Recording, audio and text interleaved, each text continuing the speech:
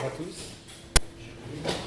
Donc, merci d'être présent pour cette présentation qui va consister à vous présenter opuscule.ca, qui est donc une web application qui a été construite à partir du framework Ember.js et qui a un site Drupal en dorsal qui va permettre notamment de venir alimenter le framework Ember.js par le biais de web services qui envoient de l'information au format JSON.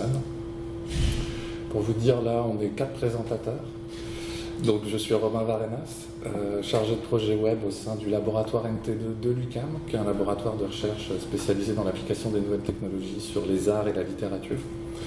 Voici mon collègue Sylvain Aubé, qui a le même poste que moi, chargé de projet au laboratoire. Puis on a deux de nos collègues qui sont donc Emmanuel Descaries et Jimmy McLean, qui sont respectivement donc intégratrices et programmeurs et qui travaillent pour le réseau Kumbit, que vous connaissez sans doute. Donc on va faire une présentation, on va alterner là, en fonction de nos parties. Donc moi je vais faire la présentation. Ensuite il y aura une focalisation sur Services, qui est la suite de modules qu'on a utilisés pour générer les web services qui dialoguent avec Ember.js. Je tiens à préciser que c'était un site Drupal 7, hein. Donc on n'est pas en Drupal 8 là, avec ce projet-ci.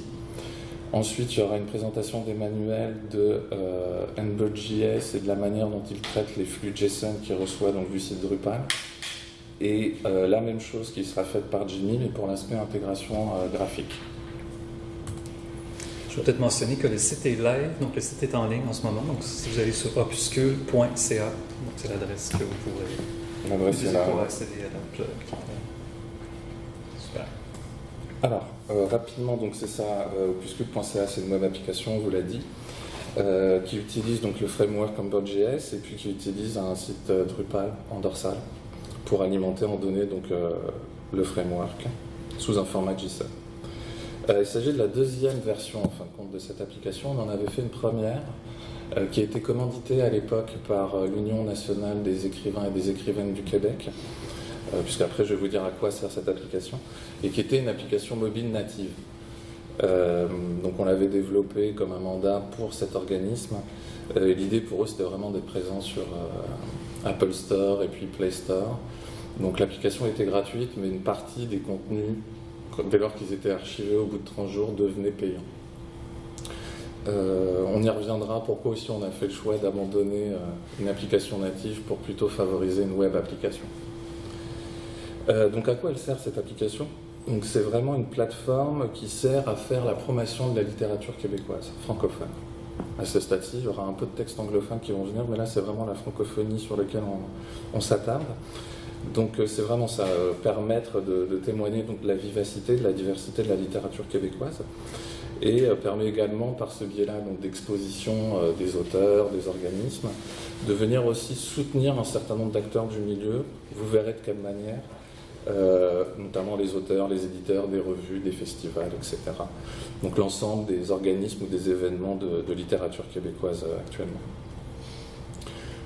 Donc c'est ça, cette deuxième version, comme je vous l'ai dit tout à l'heure, elle a été développée dans le cadre, vu qu'on est à l'université, on a des fonds qui viennent des gouvernements. Donc ça a été développé dans le cadre d'un partenariat qui s'appelle Littérature québécoise mobile, qui est un axe de recherche que le laboratoire NT2 développe. Et on bénéficie du soutien donc, du CRSH, qui est le Conseil de recherche en sciences humaines du Canada. Donc aussi rapidement, donc, cette deuxième version de l'application, donc, est le fruit d'une collaboration de plusieurs individus. Donc, vous avez bien compris, il y a le laboratoire NT2 avec Sylvain et moi. Il y a Kumbit également qui a participé à la production de cette application. Et puis, il y a également d'autres intervenants. Il y a une directrice artistique qui a réalisé le design que Jimmy a intégré. Et puis, on a travaillé aussi au niveau de la réflexion sur la vocation de cette application avec l'UNEC, dont je parlais tout à l'heure, donc l'Union nationale... l'Union des écrivaines et des écrivains québécois. J'en travaille également avec la coopérative des libraires indépendants du Québec, que vous connaissez peut-être. Donc, comme je vous l'ai dit, c'est ça, la première version d'opuscule.ca, c'était une application mobile native. On l'avait développée pour iOS ou Android. Il y avait déjà un site Drupal en dorsal qui venait alimenter, un peu sur le même système, avec des web services en JSON, qui venait alimenter, là, pour le coup, l'application native. pourquoi on a décidé lors de la deuxième version de faire une web application? Je pense que vous devez connaître plus ou moins les raisons. Le premier truc, c'était qu'il y avait, vu que l'idée de cette application, c'est d'offrir une plateforme de promotion et de diffusion de la littérature québécoise, simplement diffuser ça pour Android ou iOS était assez restrictif pour nous, donc on a voulu étendre la visibilité en fin de compte. Donc c'est pour ça qu'on est passé par des technologies web, comme ça n'importe qui peut finalement y accéder dorénavant. Aussi parce que ça nous permettait de revenir à nous ce qu'on aime bien faire, c'est-à-dire utiliser des technologies open source, quoi. Donc là, c'était l'occasion d'y revenir. Bien évidemment, vous en doutez, tout ce qui est la question des coûts associés aussi. Donc en termes de maintenance, dès qu'il y avait une nouvelle version de tel OS, des fois, il fallait repasser dessus pour retravailler, pour virer un bug ou ce genre de choses. Et puis également, donc ça c'est plus pour la maintenance, mais également sur le développement, bien évidemment, c'est beaucoup plus simple et facile et moins coûteux de développer une web application que de faire une application mobile native. Aussi, l'intérêt avec ce système, c'est que les gens qui travaillent avec nous et qui alimentent l'application en contenu sont des gens qui sont ultra néophytes d'un point de vue technique. Donc l'idée, c'est vraiment de leur offrir aussi un front-end, un back-end facile pour pouvoir intégrer le contenu. Donc un CMS, c'est parfait, ils ont juste des champs à renseigner. Et puis, donc il n'y a rien de très compliqué, jamais de code de leur côté et tout. Donc ça, c'est intéressant pour eux aussi. Donc peut-être je vais rapidement faire un survol des différentes sections pour vous commencer un petit peu à voir à quoi elle ressemble. Donc voilà l'application là dans sa format desktop, bien sûr un peu différent sur tablette et mobile.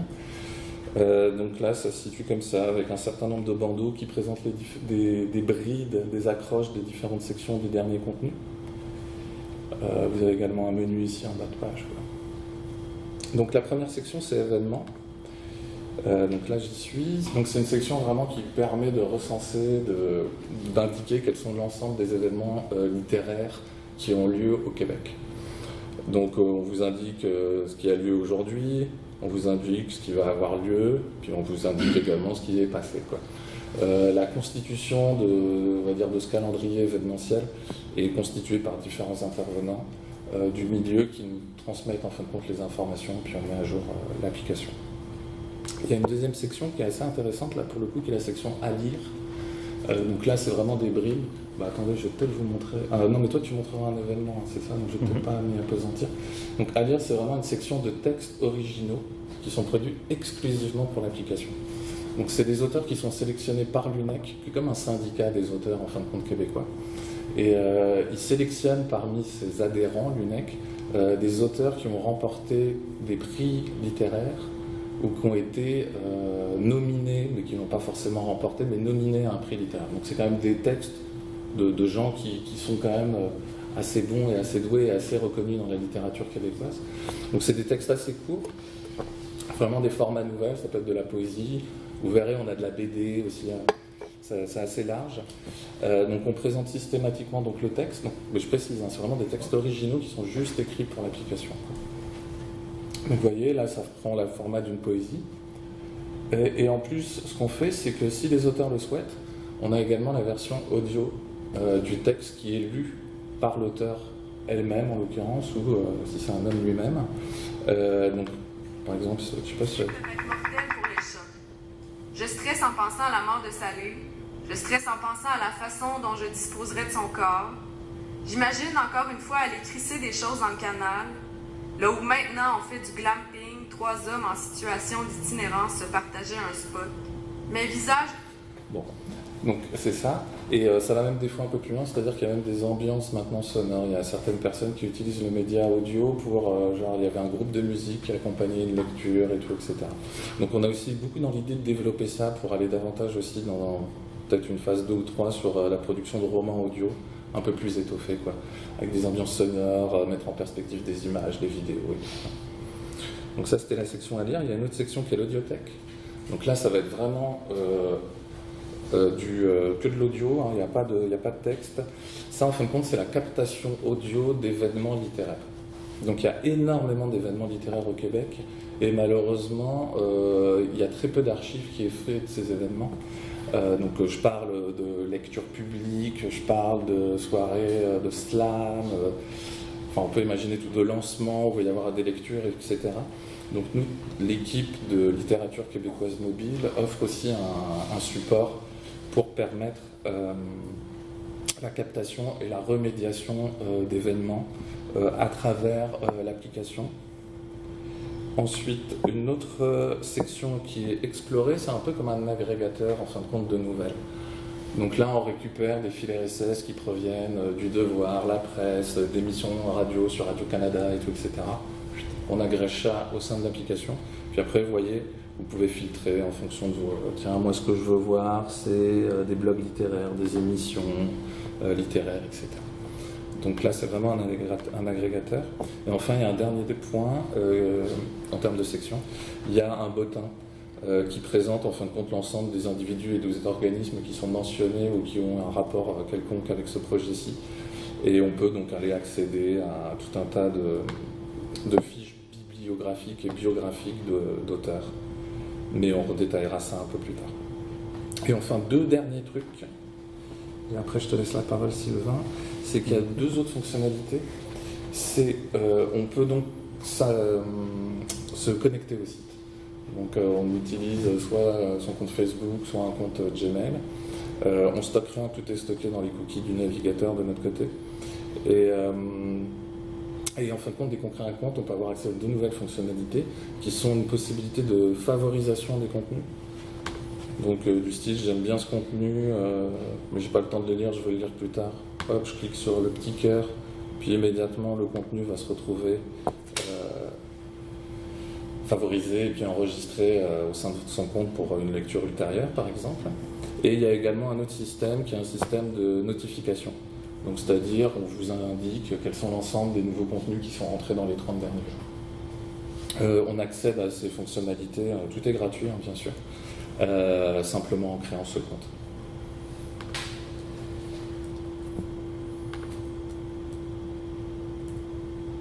Alors, je te cède la parole. Parfait, merci Robin. Donc avant de céder la parole à Combit un peu plus tard, qui vont nous présenter la partie Ember de l'application, donc j'aimerais vous parler de la partie Drupal qui est derrière ce projet.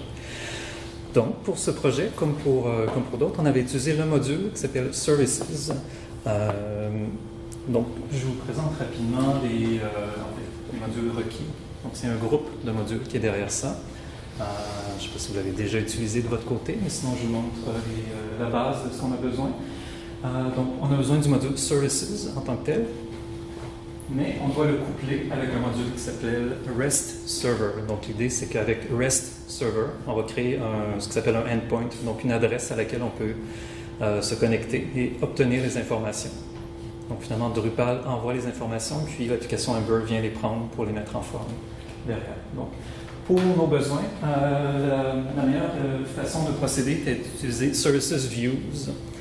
Services Views est un module extraordinaire, donc on l'a utilisé vraiment abondamment et ça permet vraiment de faire très très facilement des endpoints comme ça, extrêmement précis.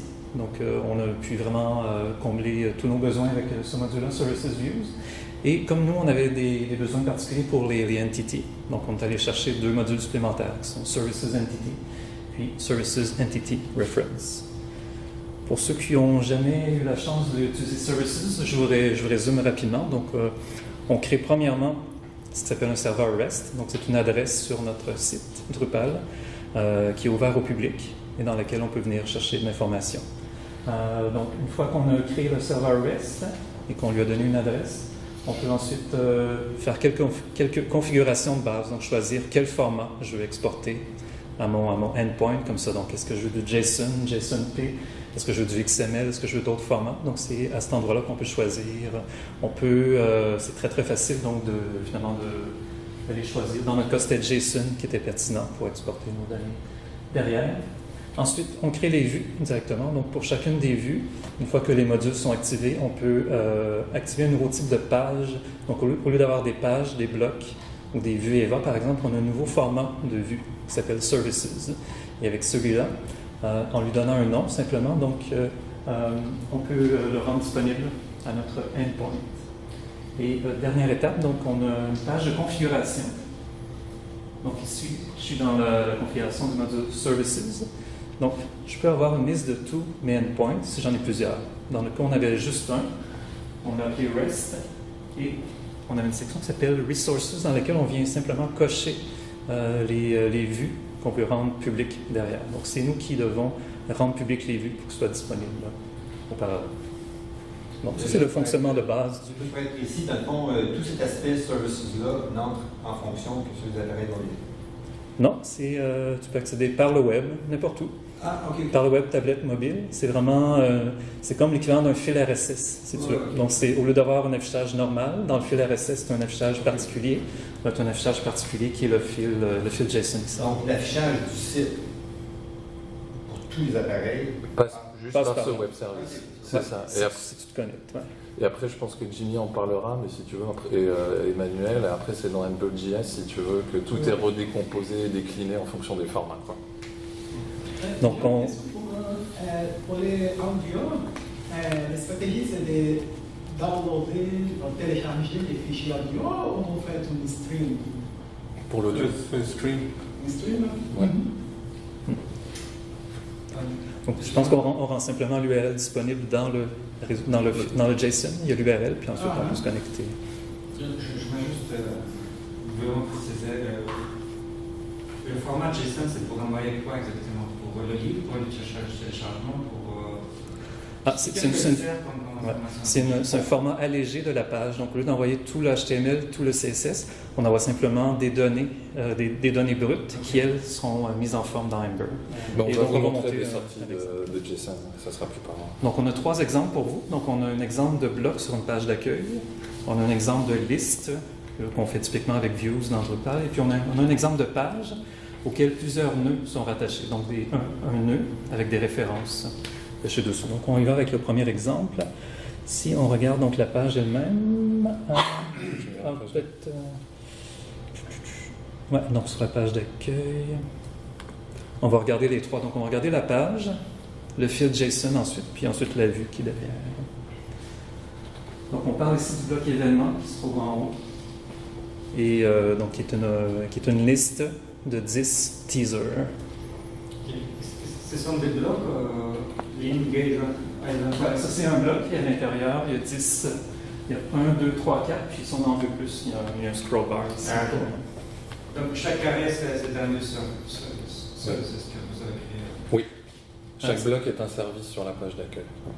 Chaque bloc est un service. Donc, chacun des blocs, ça c'est un service. Ça c'est un autre service, ça c'est un autre. Donc vous l'appelez vue juste parce que vous voulez mettre un petit peu d'essence dans l'affichage. Quand on parle de vue, c'est ça? En fin de compte, on parle de vue parce que dans le site Drupal qui est en dorsal, Services et la sélection des données qu'on va envoyer dans le endpoint se fait via le module Views. Donc on parle de vue en le traduisant si tu veux en français. Oui, mais affichage de vues, effectivement, ce soit une page, soit un blog. Vous avez dit que vous avez créé un autre... Non, on n'a rien créé de nouveau. Non, nous c'est soit un nœud complet, soit un bloc, soit une liste. Ça peut paraître étonnant, mais effectivement, donc dans Views, il y a un autre. Donc au lieu de renvoyer du HTML, du CSS à nouveau, on renvoie un fil JSON. Du JSON. Et juste pour être clair, à moins que vous ne l'aviez pas saisi, toute l'interface ici, c'est pas dans Drupal, ça c'est dans Ember. Ça c'est pas Drupal. Alors quand on parle de blocs ici, c'est pas des blocs Drupal, ça c'est Ember, Drupal fait juste envoyer le JSON, ou plutôt Ember va récupérer le fil JSON. Donc tout le front-end c'est créé dans un autre plateforme. C'est Ember, c'est ça. Mais Ember c'est JS. Ouais, c'est ça. C'est ça. Je vais présenter Ember. Ok, non, il n'y a pas de problème. Hein. On peut montrer un exemple de JSON. Ouais. Donc, c'est celui-ci, attends. Parfait. Puis dans quelques secondes, on montrera la vue. Donc c'est ça que génère le site Drupal, cet endpoint en JSON. Donc finalement, ce qu'on a ici, c'est l'information brute. Donc, première ligne, on a l'image.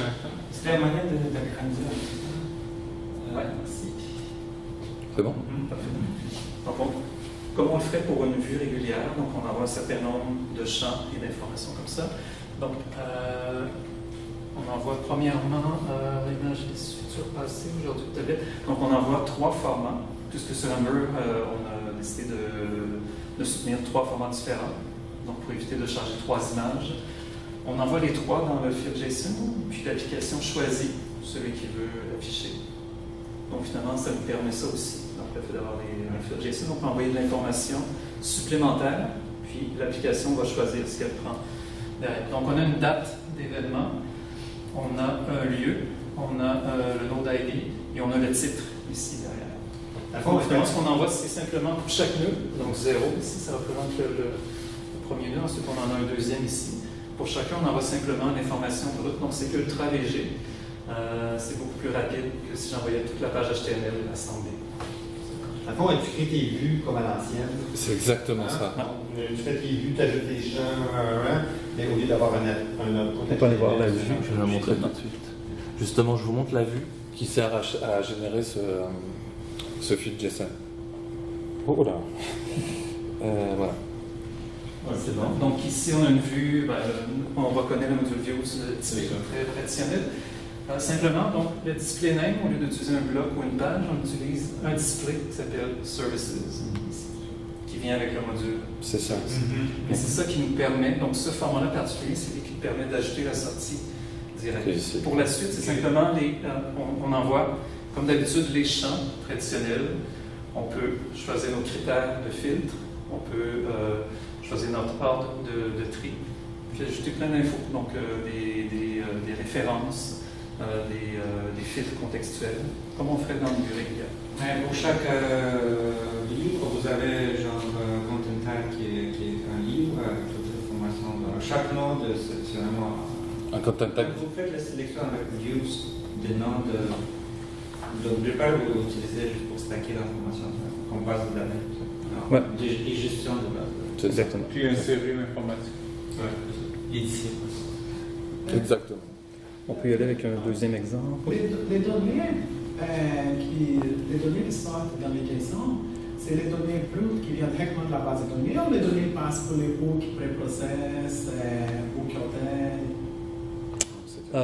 Ça vient de la base de données et c'est simplement affiché dans le format compatible avec JSON. Ah, ok. Donc, il ne passe pas pour les hooks qui avant de l'envoyer. Vous les avez comme un template ou un truc comme ça? Non, par exemple, si je pose la question, par exemple, s'il y a un hook pré-process ou views alter ou quelque chose, il va passer pour ces hooks avant d'envoyer les données. On arrive pas à la base de données, on voit les données brutes. Nous, c'était quand même très brut, donc c'est des URL, donc il n'y a pas de mise en forme. Sinon, c'est...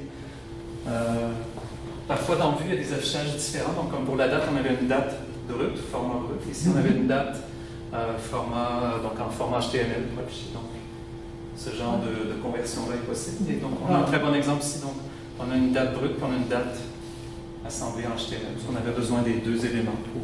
Bref, tes formateurs dans Vue, ils sont toujours là. Tu peux faire du rewrite, on s'entend. Oui, c'est ça. C'est la même. Tu peux faire ce que tu peux faire dans une vue normale. Exact. C'est ça. C'est une vue normale, c'est juste elle a un type de sortie différent des autres. C'est ça. Parfait. On peut vous montrer un deuxième exemple, donc rapidement, parce qu'on veut vous laisser la parole aussi. Ben oui. Soit 14 heures. Donc, si on regarde une liste d'événements, donc si je suis sur la page d'accueil, je clique sur la section événements. Donc là, Donc là, c'est plus juste 10 éléments, c'est la totalité des éléments qui en plus sont réorganisés en fonction des dates. Donc à ce moment-là, la stratégie qu'on a eue pour la liste, donc pour alléger un peu les données, donc au lieu d'envoyer tous les champs qui sont dans les nœuds, on a fait une sélection. Donc qu'est-ce qu'on a besoin exactement? Donc seulement le titre, la date, l'auteur et quelques autres champs par exemple. Donc ça fait des fils JSON qui sont assez légers. Donc on n'envoie pas toute l'info, on envoie juste une sélection de champs particuliers. Dans notre cas, pour la liste, on a choisi d'envoyer, donc on a montré tous les systèmes. Donc si par exemple j'ai 200 nœuds de type événement, donc on renvoyait les 200 et puis c'est dans Ember, c'était paginé. Donc la pagination est faite via Ember derrière ici. Donc on voit... Je vous montre la vue. Ouais. Puis le JSON. Le JSON, on est en train de le regarder. Okay.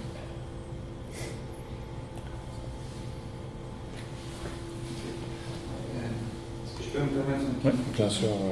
Pour tout ce qui est la recherche, vous avez présenté comment? Si on cherche un livre comme moteur de recherche? Il n'y a pas de recherche. Non, c'est ça. Pour l'instant, il n'y a pas de moteur de recherche. Ouais. Puis le reste de l'affichage, c'est dans Ember. Ça a été vu. En fait, c'est le côté, c'est le désavantage d'aller dans ce genre de technologie-là, c'est-à-dire que si on veut bénéficier de tout ce que Drupal offre out the box, il faut recréer, sinon c'est pas là. C'est ça. T'es comme dans un... Comment tu dis ça? C'est decoupled complètement. Dans Dorsal, ouais, c'est ça. Dans Dorsal, ouais. Mais oui, effectivement, typiquement, on peut pas utiliser Search API ou des choses comme ça. Ouais. Qu'on utilise nous beaucoup, tu vois. Donc, Ouais. Mais il y aurait moyen moyen d'envoyer une requête à Drupal, puis d'avoir en retour le résultat. C'est ça, tu peux prendre ça dans Ember puis faire une... Étant donné que vous avez JSON, vraiment, c'est un format excellent pour Elasticsearch. Vous pouvez tout cette information indexer avec Elasticsearch et après faire votre front-end pour... c'est prévu dans une autre phase de développement, justement, d'intégrer un moteur de recherche, soit Apache Solar, soit Elasticsearch. Là, pour JSON... Ok, Elasticsearch, c'est un... Par excellence. Ok. C'est tout pour les événements, en fait. Donc, simplement la liste. On va vous montrer un troisième exemple rapidement qui est... Très rapidement. Ouais, qui sont les nœuds. Donc, une fois qu'on arrive aux nœuds directement, il y a une tactique supplémentaire. Donc, si on regarde le fil JSON derrière. Donc, l'idée, c'est qu'on peut passer un paramètre au fil JSON. Donc, par exemple, je vais passer mon numéro directement. Si je passe rien, j'ai l'ensemble des nœuds de type événement. Okay. Si je passe le paramètre, j'ai seulement un nœud qui est celui-là. Donc, l'ID, celui dont l'ID est identique. On ne voit pas très bien en haut, mais ici, on a donc après le fil JSON, on a un point d'interrogation, NID égale 185343. Donc, ça, c'est la façon de passer un paramètre. Et on peut en avoir plusieurs paramètres de ça pour filtrer. Donc, finalement, on passe directement, on a simplement l'info dont on a besoin. Et c'est là qu'on arrive au nœud complet. Donc, là, on a le nœud complet avec l'ensemble des champs qui sont disponibles. Donc, l'auteur, la date, le lieu, le body ici, qui est encodé. Et puis, une information intéressante, c'est que sur les nœuds, comme ça, on attachait, par exemple, sur un événement, je peux avoir plusieurs invités. Donc, les invités, on les passait comme ça, donc on passait plusieurs fois le nœud ID. Et à chaque fois, donc, ça permettait, sous l'événement, d'afficher des petites photos des gens qui participent à l'événement. Donc, finalement, on fait une requête pour avoir l'événement, puis on fait plusieurs autres requêtes pour aller chercher des informations qui sont des références à ce moment-là. On le fait pour les invités, on le fait aussi pour les organisateurs. Et si on avait des fils audio, par exemple, on peut aussi les récupérer de cette façon-là. Donc, voilà. Donc, c'est important de comprendre que finalement, c'est très simple d'aller rechercher de l'information complémentaire, qui serait comme des entity reference, par exemple, des choses comme ça, sur un nœud. L'afficher. Ça fait le tour de mon côté. Au niveau des avantages, donc, moi, ce que je retiens, c'est que c'est hyper facile d'utilisation. Donc, il n'y a aucun code dans la partie Drupal. Ouais, à 95%, je dirais. Donc, il n'y a pas besoin de faire de code derrière. Il y a peut-être un petit peu de PHP pour convertir des choses, mais vraiment très, très minime. Donc, on peut le faire simplement entièrement en configuration. Ensuite, on a toute la partie du thème donc, qui est externalisée à ce moment-là. Donc, toute la partie Drupal, du thème Drupal, on n'a pas à s'en préoccuper ici. Et puis, d'un autre côté, on trouve que ça démocratise l'accès aux services. Donc, c'est très simple de mettre en place ces outils-là et les utiliser. Ouais, parce que dans le fond, quelqu'un d'autre pourrait se servir du service puis faire son application, mettons. Oui, si tu sais te servir de views de façon avancée, tu peux générer vraiment tout ce que tu veux, mais en JSON derrière. Et puis, une fois que tu l'as, c'est que tu peux l'exporter. Tu pourrais plus tard changer. C'est le principe du decouple. Donc, une fois que j'envoie ce fil JSON-là, je pourrais changer, passer de Ember à un autre format, par exemple, et le fil sera encore bon. Théoriquement, ça me donne, évidemment, on ne le fait pas parce que c'est énormément de travail, mais théoriquement, on pourrait changer. Les endpoints sont publics? Oui, ils sont publics. Donc, je sais qu'il y a un débat avec le Drupal 8 en ce moment. Il y a eu beaucoup de questions de sécurité. Donc, maintenant, Drupal 8 est plus sévère. Donc, il force à implémenter de la sécurité. Mais dans Drupal 7, ce n'était pas encore le cas derrière. Donc, ils sont publics. Le pire des cas, c'est que les gens peuvent taper et avoir là, tous les nœuds finalement disponibles. Mm-hmm. Mais c'est quelque chose qu'on pourrait faire aussi dans un site Drupal si on sait comment s'y prendre. Alors, je vous présente rapidement le framework Ember, donc qui permet de faire l'affichage. En coup d'œil, là, Framework, c'est comparable à AngularJS et puis à React aussi. C'est fondamentalement modèle View Controller, puis plus spécifiquement modèle View Model.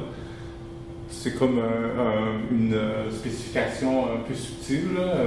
C'est un single page application, donc ça veut dire que on ne recharge pas la page est toujours là, et puis c'est elle qui se rafraîchit par zone ou toute la page. Ember utilise ECMAScript 6, mais ça va être transpilé par Babel en ECMAScript 5 si c'est nécessaire là, pour être compatible avec plusieurs browsers. Donc ça utilise ce qu'on appelle les promises, puis des modules. ECMAScript 6, c'est très intéressant ça. jQuery, c'est comme un natif avec Ember, on peut s'en servir directement, c'est inclus. Ember utilise Node, mais pour le développement, pas sur le serveur. Ça veut dire que Node n'a pas besoin d'être installé sur votre serveur, il va envoyer tous les fichiers compilés JavaScript, et puis le langage des gabarits pour les templates, c'est Handlebars, fonctionne bien avec Git. La licence c'est MIT, donc c'est pas une licence très restrictive. Donc, en gros, pour faire un survol rapide, Ember se définit par des routes. Ça va être comme le point d'ancrage de l'URL. Donc, on va créer une route avec une URL plutôt. Ensuite, il y a le modèle. Ça, c'est l'endroit où on traite les données. Template, ça c'est pour pouvoir créer les affichages. Puis dans les templates, on peut inclure des components qui vont soit être comme des genres d'include ou ajouter des fonctionnalités. Et puis il y a aussi des helpers qui sont un peu comme des components, mais qui sont plus détachés, si vous voulez, des gabarits. Donc on va reprendre l'exemple de la fiche d'événement. Mais je vais m'attarder, si tu vas aller vers le bas, surtout à cette section-là, parce que cette section-là, ça demande une requête subséquente. Donc si on peut revenir aux diapositives. Donc, Attends, excuse-moi. Donc, la première chose qu'on fait, c'est donc de créer une route. On peut faire ça sur la ligne de commande, ça ressemble beaucoup à Ruby on Rails où on peut lancer des commandes et puis ça va créer une architecture, des fichiers, tout ce qui va avec. Donc, pour créer l'article événement, on crée d'abord la route. Donc, on fait Ember Generate Route article événement et ça va nous créer deux fichiers, un fichier JavaScript qui va être un peu comme je peux dire un contrôleur, mais en tout cas, c'est là où on peut écrire vraiment le code JavaScript et puis le template, le gabarit, article événement. Je peux aller. Excusez-moi, je vais poser une question. C'était quels les critères que vous avez choisi, que vous avez pris pour choisir Ember par rapport à Angular ou React? Ben, moi, j'ai fait un peu une sorte d'enquête pour voir qu'est-ce qui était le mieux. J'avais tendance à aller vers React, mais à l'époque, la licence de React était vraiment très mauvaise. Ça veut dire que React a été fait par Facebook. Et si vous poursuiviez Facebook, vous perdez votre licence. Là, ça n'existe plus. Mais je suis très content d'être tombé sur Ember parce que j'aimais beaucoup comment c'est organisé, ça me faisait penser un peu à Ruby on Rails aussi, et puis c'est un framework que j'aime bien. Fait qu'une fois qu'on a créé la route et puis le répertoire, on peut voir, je ne sais pas si ça se voit, mais en tout cas, ici on a des routes, puis il y a toujours un correspondant, là, comme on va avoir comme notre article événement qui va être dans une route, et puis il va avoir le template qui va être derrière ça. Excusez-moi. Non, mais c'est pas grave. Donc, il y a toujours des correspondances, la route et puis le template qui va avec. On peut, donc ici, il y a comme le répertoire des templates, on voit pas beaucoup. On peut aller à la prochaine slide. En gros, là, la route, je vous fais ça rapidement. Là. Ça, c'est Ember est orienté objet. Et puis ici, on a créé comme une sorte de classe où ici, là, c'est parce qu'on passe des paramètres. Mais il y a toujours cette déclaration-là, Ember Root Extend. Et puis dans la route, il y a le modèle qui est ici, qui va recueillir les données. Et ici, on utilise une librairie JavaScript pour faire des promises. Ça, c'est en ECMAScript 6, qui est la librairie RSVP, qui permet d'avoir plusieurs promises dans un même bloc. Mais bon, je passe vite là-dessus parce que c'est assez technique. On peut passer à la prochaine. Je vais montrer un peu comment ça se passe plus concrètement, là, comme quand on veut faire des requêtes et aller chercher d'autres données. Donc ici, on a une première requête qui sont événements.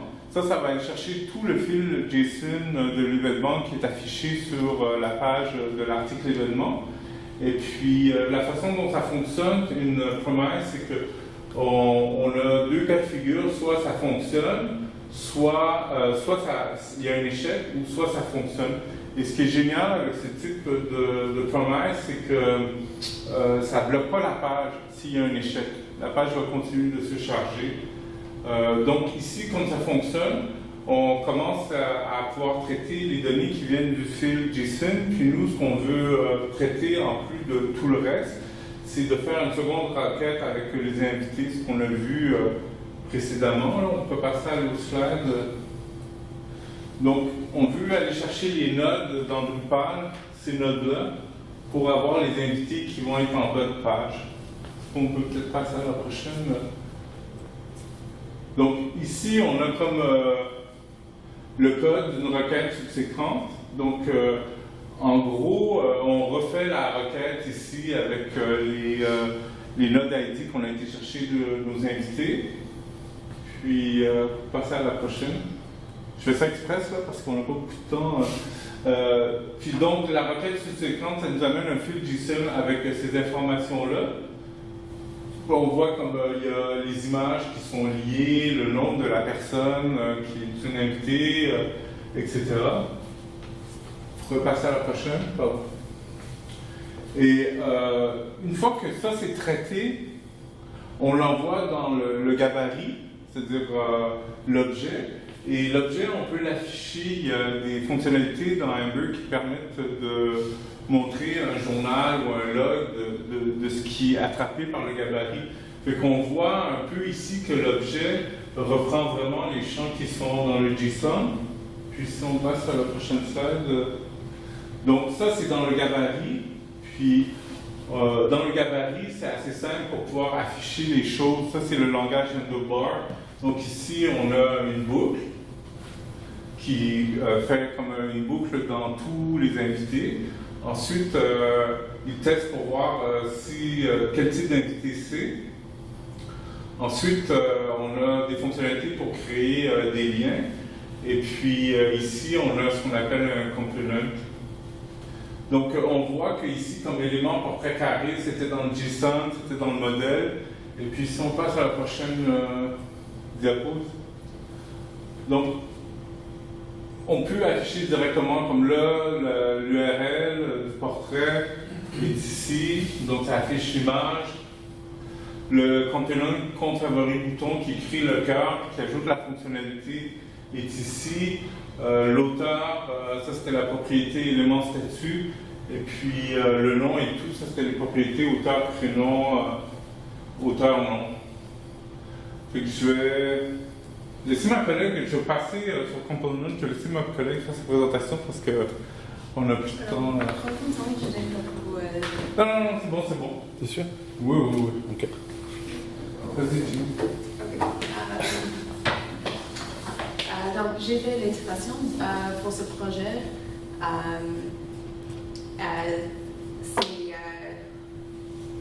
C'est une très bonne expérience pour l'intégrateur. Quand on utilise ce type d'outil, comme l'intégrateur, j'ai utilisé le Ember CLI, comme Emmanuel a déjà décrit, pour générer les routes dans l'application et créer les fichiers. Le CLI de Ember, ça fait tout pour la création d'un nouveau type de page, un nouveau gabarit pour l'application. Donc,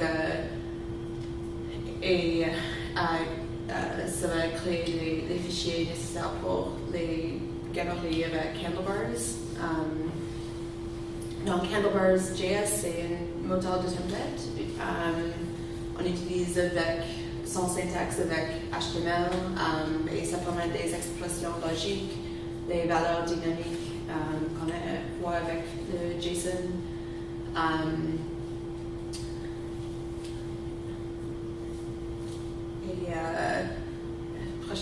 Prochaine étape. Okay. Donc ici, ça c'est un exemple d'une template pour un article événement. Donc, une des événements sur l'application, oui, c'est petit. Donc, on peut voir, on a dans notre répertoire de app, on a ici, c'est des templates et components. Donc, ça, c'est un des fichiers HBS. C'est créé pour faire une template avec Handlebars. Donc, ici, on a HTML. Mais on a aussi les expressions logiques comme each, if, et ensuite plus de HTML où on appelle les valeurs de JSON.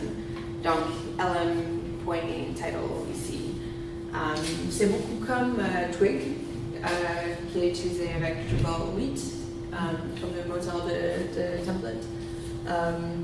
On a les valeurs entre les curly braces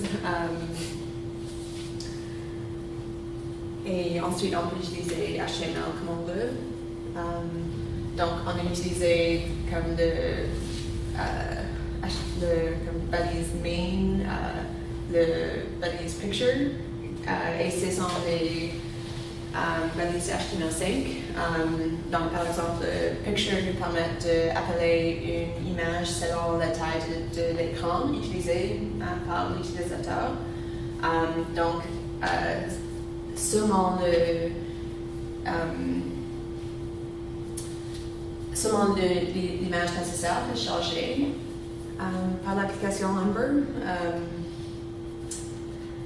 Donc, c'est un des bénéfices d'utiliser Ember, c'est que tu peux utiliser n'importe quoi dans tes galeries. Tu n'es pas limité par le markup généré par Drupal.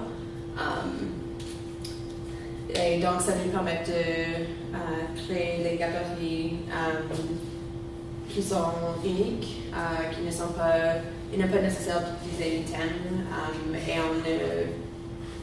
et c'est plus ou moins facile de créer une page qui est complètement différente d'une autre. Mais on a aussi l'option d'utiliser les components pour les sections spécifiques d'une page, comme on peut appeler une header ou une footer avec Handlebars. Et tout le code pour le component est dans un autre fichier de Handlebars. Et j'ai une question, vous gérez comment les aspects responsive? How does the responsive integrate? Comment tu fais pour intégrer les aspects responsive là-dedans? Oui, donc j'ai utilisé CSS. Okay. Et on a aussi une helper. Donc, je pense qu'il y a la prochaine slide. Encore? Je suis un peu perdue.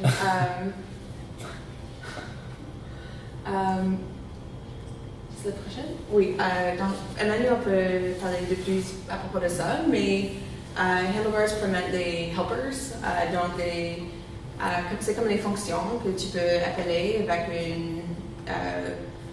leur nom que tu as défini. Donc, une des helpers qu'on utilise pour identifier si l'utilisateur est sur le desktop ou un autre appareil.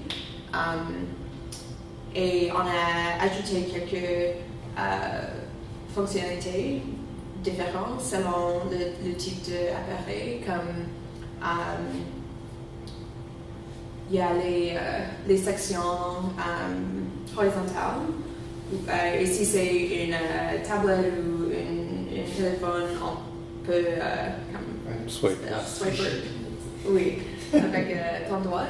Mais sur la version desktop, il y a les boutons, les petites flèches. Tu peux cliquer avec ton souris. Donc ça c'est un aspect de responsiveness de l'application, mais toutes les autres choses étaient faites avec CSS et comme une perspective mobile first, comme on a commencé avec la version mobile et a fait toute l'intégration et même quand j'ai écrit les gabarits, j'ai commencé avec le format mobile, donc une taille de comme 300 pixels de largeur. Et ensuite, on a ajouté des autres styles et avec les media query et max width, choses comme ça. Et j'ai aussi utilisé CSS Grid. Est-ce qu'il serait possible d'utiliser Bootstrap? Oui, donc on a aussi l'option d'utiliser des modules et donc les modules contribueraient à Node et on peut utiliser tous les modules qui sont disponibles par NPM, le Node Package Manager. Et il y a aussi les modules créés spécifiquement pour Ember. Donc il y a une communauté de développeurs qui contribuent au projet comme ça. Donc il y a un projet Bootstrap pour Ember, il y a aussi Foundation, il y a un module pour utiliser Sass ou Less. Et c'est quelque chose que si je ferais ce projet encore, je vais sûrement utiliser Sass, mais pas les autres choses. Le design pour cette application, c'est assez simple que il ne serait pas beaucoup d'aide si j'utilise Bootstrap depuis. Et une des choses que j'ai aimé le plus d'utiliser Ember, c'est qu'il n'était pas nécessaire d'utiliser un thème qui était déjà créé et ensuite comme battre le thème pour créer quelque chose de différent. Donc il y avait une design créé, comme le design de l'application a été créé par un graphiste, donc il était déjà prêt quand on a commencé. Et s'il y avait quelqu'un qui a créé un design avec Bootstrap en tête ou Foundation en tête, comme il y a beaucoup de personnes qui peuvent créer quelque chose unique avec ces frameworks, mais le design était différent et avec CSS Grid, il n'est pas nécessaire d'utiliser le grid de Bootstrap et c'est mieux et c'est plus adaptif et c'est bien soutenu par les navigateurs maintenant et j'étais très heureuse d'avoir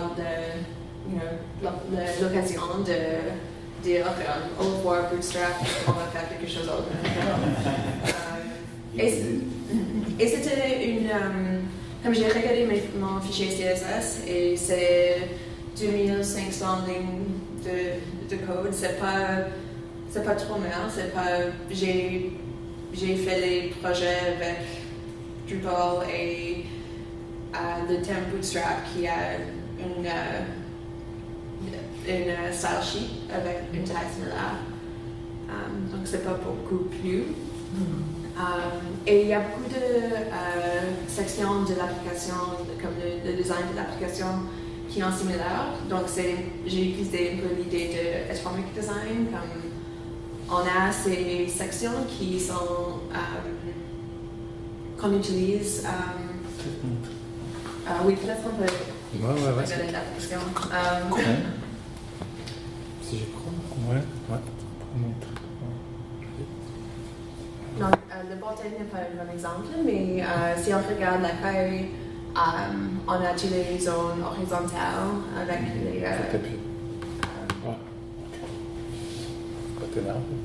Et la plupart des articles sont en format similaire. Non, je fais grossir l'image. Donc, il était assez facile de réutiliser le code.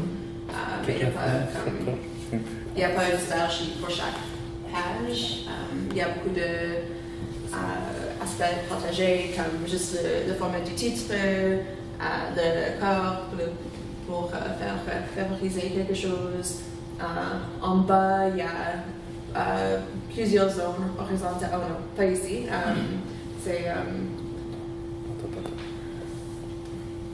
Mais il y a beaucoup d'articles qui ont des zones horizontales avec plusieurs, les autres auteurs et les autres articles. Une autre question, est-ce qu'Amp a des caching, des systèmes de caching? Non. Non, ok. Ben, je veux dire, on n'en a pas installé ça, puisque... Mais je pense que si on devait faire du caching, on le ferait plus au niveau de... Drupal. Pardon? Plus au niveau de Drupal? Non, on ferait plus le caching au niveau de Varnish, au niveau du serveur. C'est ça. Ouais. J'ai aussi une question. Quel outil IDE tu utilises pour développer? Parce que quand tu écris le code pour le template, pour le langage, c'est quoi ton outil principal pour justifier le code? J'ai utilisé Atom. Atom? Atom.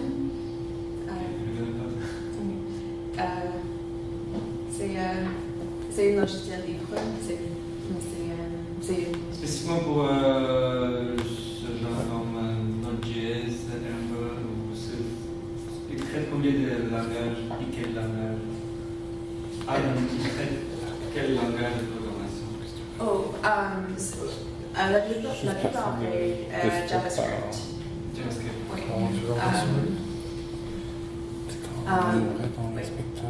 Et vous avez combien de templates pour ce site-là? Si on regarde Pardon. le diapositive précédent,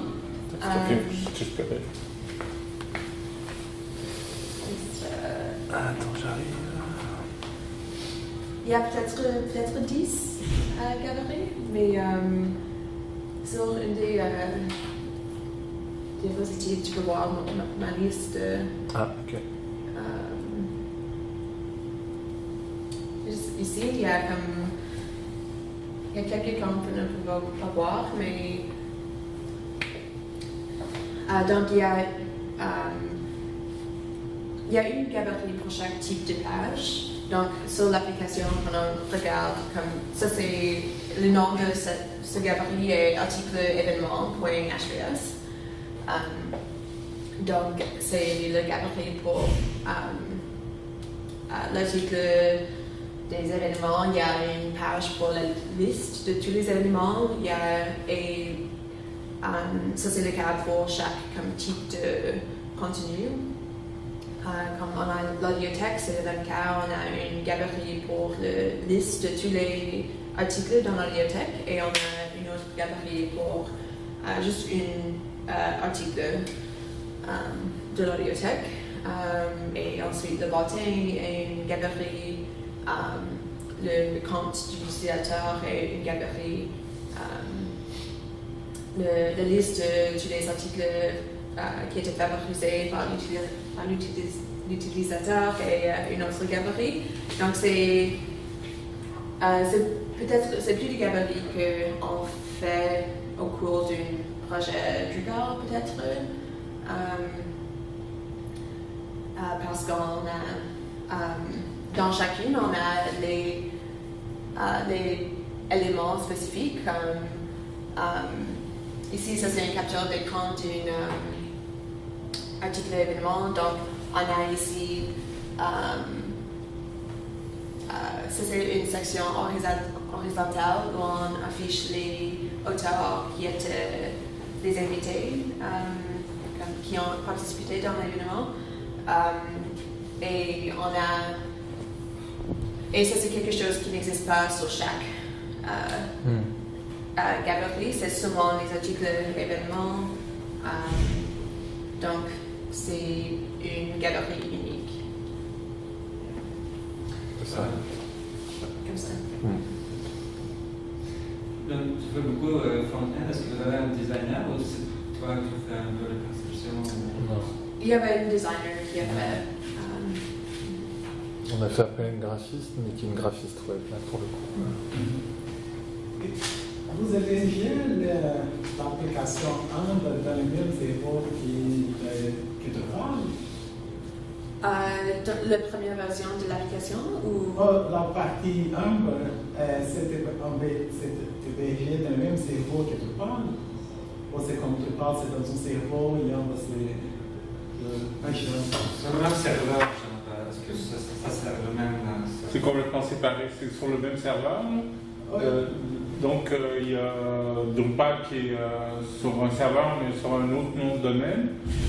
On appelle les services, et puis Ember, on l'a installé sur le même serveur mais sous un autre nom de domaine, opuscule.ca. Et tout ce qu'il y a sur le serveur, c'est à la fois les assets comme les images, les styles, CSS, et il y a du JavaScript compilé.